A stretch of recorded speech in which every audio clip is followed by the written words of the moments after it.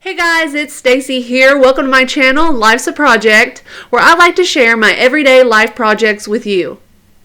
So it's January and here in Kentucky it's 20 degrees outside, so I thought the perfect time to share with you how I made this breeze blocker, also known as a draft stopper. So I'm here at the back door and I just finished making this one, so I thought I'd share with you how quickly and easily it is to make one of these just in case you want to make one for yourself.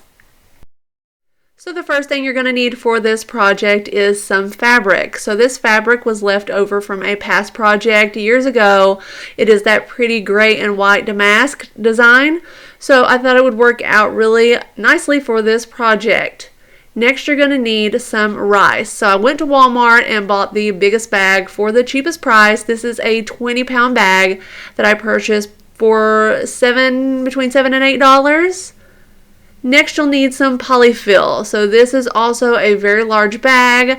I purchased for between $9 and $10. It's the 50-ounce bag. So of course if you're not planning on making more than one, you will not need this much of the polyfill and the rice. I wanted to make one for the front and the back door, so I bought extra.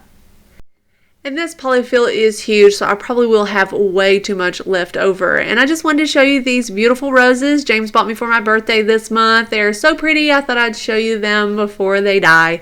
And then down here I have my sewing machine set up and ready to go. I have my scissors, and then I am using some white thread. So I'm going to go ahead and get my fabric measured out and cut, and I'll show you what it looks like. So to figure out how long I want this breeze blocker to be, I just measured my door across the bottom. So I want it to be 40 inches long. So to give it that like 1-inch border on each side to sew up the ends, I cut it out 42 inches long. Next, I wanted it to be 6 inches wide. So I just cut it 14 inches wide. That way I can fold it in half. It'll be 7 inches wide. So you can see this piece, it's folded in half. You can see the design is in the inside.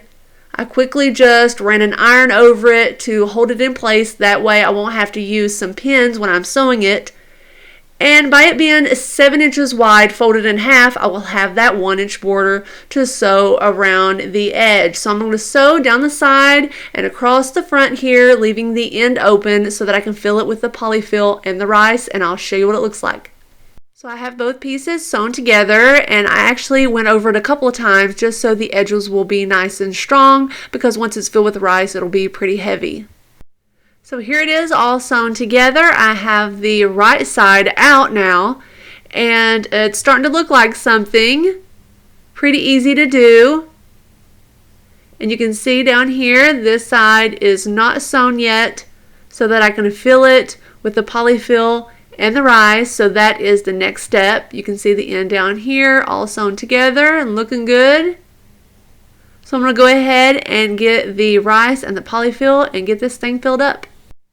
So I think a good ratio for this is about 1/3 rice and about 2/3 of the polyfill. So here at the opening, I'm just going to fill it up here. You can see I have a 2-cup measuring cup from the kitchen. So I'm just going to do 2 cups of rice at a time, work it to the bottom, and then add in the polyfill. And this is so soft and fluffy. I'll probably have plenty left over I can use for another project. So I also have here, and you don't have to use one of these, this is a funnel with a larger opening. You usually see this in canning. So I thought it would make for less of a mess. So let's just see how it goes.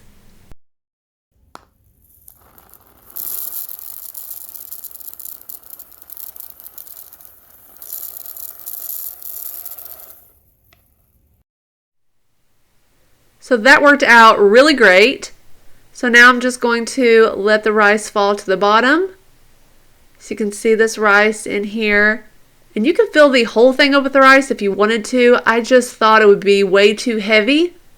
And I think just having the rice in the bottom will help it to stay in place and to, hold itself up against the door. So I think just by adding the polyfill, to the top, It'll make it lighter, and I think it'll work out just fine. So I'm going to go ahead and add the polyfill over top of the rice and just keep on adding the rice and the polyfill until I get to the end, and then I'll show you what it looks like.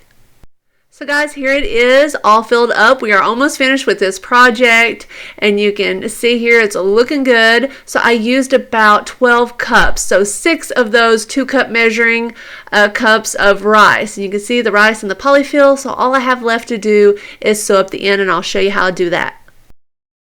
So I'm back here at the sewing machine to do the last step, which is sewing up the end. So that's why you want to leave a little extra fabric, because you want to tuck it in, kind of fold it under there, making a nice pretty edge like that. So then you just sew it across. So guys, here it is. My breeze blocker is all finished. I love the way that it turned out. So I hope you give this project a try. You know, the good thing about that is you can customize it to be exactly what you want. And you know, you can probably use things you already have around your house. You probably already have extra pieces of fabric, some rice, and something similar to polyfill. So guys, I hope you enjoyed this video. If you did, give it a thumbs up. I hope you are subscribed to my channel so you don't miss out on any future projects. I thank you so much for watching, and I will see you in the next one. Bye.